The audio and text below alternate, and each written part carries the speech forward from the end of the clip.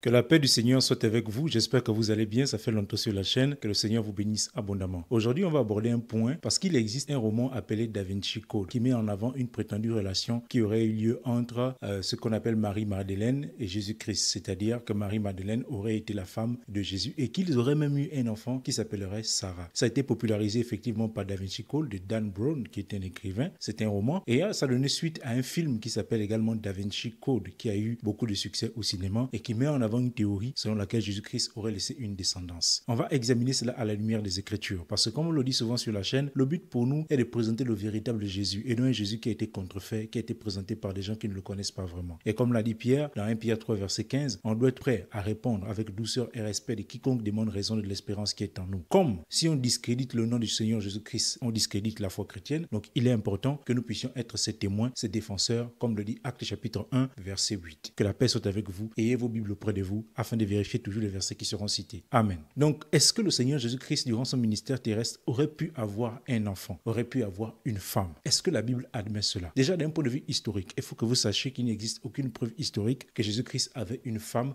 encore moins un enfant. Vous pouvez vous-même faire vos propres recherches et vous allez vous rendre compte. Donc, ce sont des théories qui sont partagées par une petite poignée de personnes. Donc, c'est une théorie qui, d'un point de vue historique, ne fait pas l'unanimité. Donc, ça, c'est déjà un point. Mais nous, on va aller sur la Bible. Il faut qu'on examine. Puisque, d'après Éphésiens chapitre 2, verset 20, nous sommes édifiés sur le fondement des apôtres et des prophètes, Jésus-Christ lui-même étant la pierre angulaire, alors il faut qu'on comprenne, est-ce que selon le fondement des apôtres, il est admis que Jésus-Christ aurait pu avoir une femme? Déjà, pour ceux qui ont l'habitude de lire les épîtres, donc le Nouveau Testament, vous verrez qu'il est mentionné nulle part que le Seigneur Jésus-Christ avait une femme durant son ministère terrestre. Il n'existe aucun verset biblique qui atteste de cela, à part certains qui prennent des livres apocryphes, qui prennent certains versets qui sembleraient dire que Jésus-Christ avait une femme durant son ministère. Mais là encore, c'est complètement tiré par les cheveux et on va examiner cela à la lumière de la parole de Dieu. Pour cela, il est déjà important que nous comprenions quelle est la place du mariage selon Dieu dans la spiritualité chrétienne. C'est-à-dire que dans la vie chrétienne, quelle est la position du mariage selon Dieu? Si on comprend la position du mariage selon Dieu, puisque tout ce qui est selon les Écritures est inspiré de Jésus-Christ, alors on comprendra si Jésus-Christ aurait pu avoir une femme durant son ministère terrestre. Et cette femme, peut-être que ce serait Marie de Madeleine ou encore Marie de Magdala, comme on le dit souvent. Examinons cela à la lumière de la parole de Dieu. Pour cela, ouvrons 1 Corinthiens chapitre 7 à partir du premier verset. Pourquoi? Parce que c'est l'un des passages qui aborde le plus en profondeur la question du mariage. Ouvrons 1 Corinthiens chapitre 7 à partir du premier verset. Pour ce qui concerne les choses dont vous m'avez écrit, je pense qu'il est bon pour l'homme de ne point toucher de femme. Toutefois, pour éviter l'impudicité, que chacun ait sa femme et que chaque femme ait son mari. Que le mari rende à sa femme ce qu'il lui doit et que la femme agisse de même envers son mari. La femme n'a pas d'autorité sur son propre corps, mais c'est le mari. Et pareillement, le mari n'a pas autorité sur son propre corps, mais c'est la femme. Ne vous privez point l'un de l'autre, si ce n'est d'un commun accord, afin de vaquer à la prière. Puis retournez ensemble de peur que Satan ne vous tente par votre incontinence. Je dis cela par condescendance, je n'en fais pas un ordre. Je voudrais que tous les hommes fussent comme moi, mais chacun tient de Dieu un don particulier, l'un d'une manière, l'autre d'une autre. À ceux qui sont mariés et aux veuves, je dis qu'il est bon de rester comme moi. Amen. Pourquoi est-ce que je pris ce passage? Parce que l'apôtre Paul répond à des questions relatives au mariage. Et il commence son développement en disant qu'il voudrait que tous les hommes soient comme lui, qu'ils ne prennent point de femme. Et il va développer plus tard en montrant que certes, il voudrait que ça soit le cas pour tous les hommes. Il parle ici surtout des frères dans la foi, puisque la lettre est adressée aux chrétiens. Mais il reconnaît que chacun tient du Seigneur un don particulier. C'est-à-dire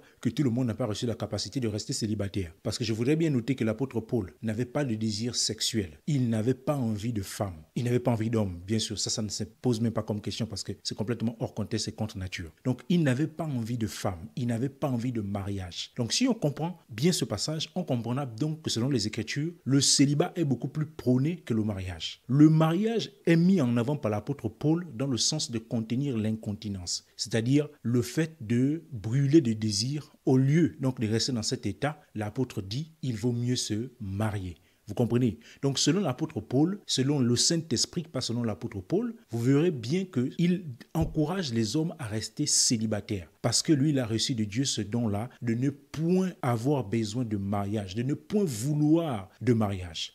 Donc si on voit bien ce que l'apôtre Paul dit, on va bien comprendre pourquoi est-ce que le Seigneur Jésus-Christ n'aurait jamais pu se marier avec aucune femme, encore moins avec Marie de Magdala. Pour que vous compreniez bien pourquoi je le dis, il faut lire 1 Corinthiens chapitre 11 à partir du premier verset qui dit « Soyez mes imitateurs comme je le suis moi-même de Christ ». Donc on voit que Paul dans ce passage nous invite à l'imiter comme lui-même imite le Seigneur Jésus-Christ. Or, c'est le même Paul qui nous apprend que lui, il voudrait que tous les hommes soient comme lui, qui ne prennent point de femme. Et donc par conséquent, ça voudrait dire que puisque Paul a imité son attitude de la part du Seigneur Jésus-Christ, alors le Seigneur Jésus-Christ lui-même était célibataire. Est-ce que vous comprenez? Est-ce que ça vous semble même logique? Puisque dans Jean chapitre 4, verset 34, Jésus-Christ dit « Ma nourriture est de faire la volonté de celui qui m'a envoyé d'accomplir son œuvre ». Vous voyez bien durant le ministère du Seigneur Jésus-Christ qu'il n'avait point le temps de la distraction. Il était focalisé sur le ministère et sur la prêche du royaume de Dieu. Vous croyez vraiment que le Seigneur Jésus-Christ aurait pu avoir le temps d'avoir une femme, si c'est n'est qu'en se basant sur ce point-là? Et en allant au-delà, on comprend bien que le désir de se marier est un désir purement humain, purement charnel. Là encore, vous me direz, mais oui, Jésus-Christ était un homme. Ok,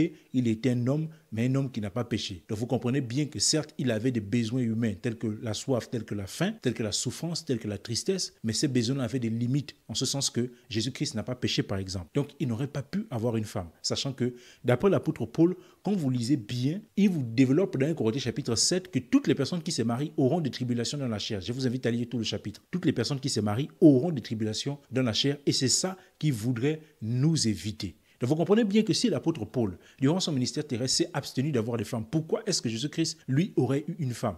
Est-ce que ça a une logique selon le fait que, d'après 1 Corinthiens chapitre 11, verset 1, Paul est imitateur de Jésus? Et donc s'il est imitateur de Jésus, ça veut dire que l'attitude qu'il a, il la tire de Jésus-Christ. Et s'il tire cette attitude de Jésus-Christ, comment ça se fait que Jésus-Christ aurait pu être marié? Maintenant, je vais prendre un autre passage que vous connaissez assurément pour les personnes qui ont l'habitude de lire le livre de Matthieu. C'est Matthieu chapitre 19 à partir du premier verset. Lorsque Jésus eut achevé ses discours, il quittait la Galilée et alla dans le territoire de la Judée au-delà du Jourdain. Une grande foule le suivit et là guérit des malades. Les pharisiens l'abordèrent et dirent, pour l'éprouver, est-il permis à un homme de répudier sa femme pour un motif quelconque? Il répondit, n'avez-vous pas lu que le Créateur au commencement fit l'homme et la femme et qu'il dit, c'est pourquoi l'homme quittera son père et sa mère et s'attachera à sa femme et les deux deviendront une seule chair. Ainsi, ils ne sont plus deux, mais ils sont une seule chair. Que l'homme donc ne sépare pas ce que Dieu a joint. Pourquoi donc lui dit-il, Moïse a-t-il prescrit de donner à la femme une lettre de divorce et de la répudier? Il leur répondit, c'est à cause de la dureté de votre cœur que Moïse vous a permis de répudier votre femme. Au commencement, il n'en était pas ainsi. Mais je vous dis que celui qui répudie sa femme, sauf pour infidélité, et qui en épouse une autre, commet un adultère. Ses disciples lui dirent, si telle est la condition de l'homme à l'égard de la femme, il n'est pas avantageux de se marier. Il leur répondit, tous ne comprennent pas cette parole, mais seulement ceux à qui cela est donné. Car il y a des eunuques qui le sont dès le ventre de leur mère, il y en a qui le sont devenus par les hommes, il y en a qui se sont rendus tels eux-mêmes à cause du royaume des cieux. Que celui qui peut comprendre, comprenne. Donc vous voyez bien que la question du mariage a été posée à Jésus-Christ, demandant si on pouvait répudier sa femme pour un motif quelconque. Jésus répond très bien en disant qu'au commencement il n'en était pas ainsi, mais à cause de la dureté du cœur de l'homme, Moïse avait prescrit de répudier sa femme. Mais il explique que c'est seulement dans le cas de l'infidélité. Maintenant, quand vous lisez le même chapitre, et quand vous lisez le verset 12, 11 à 12, le verset 12 surtout est très intéressant. Il parle des eunuques. En fait, les eunuques, ce sont des personnes qui n'ont pas de désir sexuel ou qui n'ont plus de désir sexuel. Parce qu'il explique ici qu'il y en a, disons, qui sont nés comme ça, qui n'ont pas de désirs sexuels, il y en a qui le sont devenus par l'homme et il y en a qui se sont rendus ainsi eux-mêmes à cause du royaume de Dieu. Donc, à votre avis, étant donné qu'un eunuque, c'est une personne qui n'a pas de désirs sexuels, à quelle catégorie appartiendra le Seigneur Jésus-Christ parmi ces trois catégories? C'est-à-dire ceux qui sont nés comme ça, ceux qui sont devenus à cause de la main de l'homme et ceux qui se sont rendus tels à cause du royaume de Dieu. Donc, d'après vous, à quelle catégorie Jésus-Christ appartient selon ce passage? Là, vous comprenez bien que Jésus-Christ s'est rendu tel à cause du royaume de Dieu. Il n'avait pas de temps à perdre dans le mariage. Le mariage n'a jamais été l'élément central de la vie d'un homme de Dieu ou d'une femme de Dieu. C'est pourquoi dans Corinthiens chapitre 7 qu'on a lu tout à l'heure, à partir du premier verset, l'apôtre encourage les hommes comme les femmes même de demeurer célibataires si elles le peuvent. Mais si elles manquent de continence, si elles ne peuvent pas supporter, il dit mariez-vous au lieu de brûler de désir. Donc vous comprenez très bien que selon les Écritures, le mariage n'a jamais été mis en avant comme étant l'accomplissement ultime des chrétiens, comme on veut nous le faire croire aujourd'hui dans les assemblées, que le mariage est l'accomplissement ultime de tout homme, ultime de toute femme. C'est faux. Selon les Écritures, le mariage peut être une véritable distraction. Et pour ceux qui sont mariés, vous savez assurément de quoi je parle. Surtout quand on est marié avec une personne qui ne craint pas le Seigneur, Job peut en témoigner véritablement. Donc vous comprenez bien que le Seigneur Jésus-Christ, durant son ministère terrestre, n'aurait pas pu avoir de femme, car cela était en contradiction véritable avec même la profondeur du ministère qu'il a mené sur la terre et avec les propos que déclare l'apôtre Paul dans 1 Corinthiens chapitre 7 et dans 1 Corinthiens chapitre 11 à partir du premier verset. Donc à partir d'aujourd'hui, quand quelqu'un vous dira que Jésus-Christ a été marié à Marie de Magdala, démontrez-lui que historiquement parlant, c'est impossible parce qu'il n'existe aucune preuve historique, mais encore plus que ça, selon la sainte doctrine, il est impossible que Jésus-Christ ait été marié. Donc si on veut dire que comme Jésus avait faim, il avait soif, donc il avait aussi le désir sexuel, c'est une mauvaise conclusion parce qu'on devrait conclure aussi que comme Jésus avait faim, il avait soif, ça veut dire qu'il a péché. Or, selon les Écritures, alors que selon les Écritures, Jésus-Christ n'avait aucun défaut. Quand vous lisez même Ésaïe chapitre 53, à partir du premier verset jusqu'au verset 9. Que la paix du Seigneur soit avec vous. N'hésitez pas à poser vos questions dans les commentaires. Lâchez-nous un pouce bleu, ça référence les vidéos pour que beaucoup plus de personnes puissent toucher par ce message que nous partageons. N'hésitez pas à nous soutenir selon la volonté de Dieu et que la paix soit avec vous. Amen.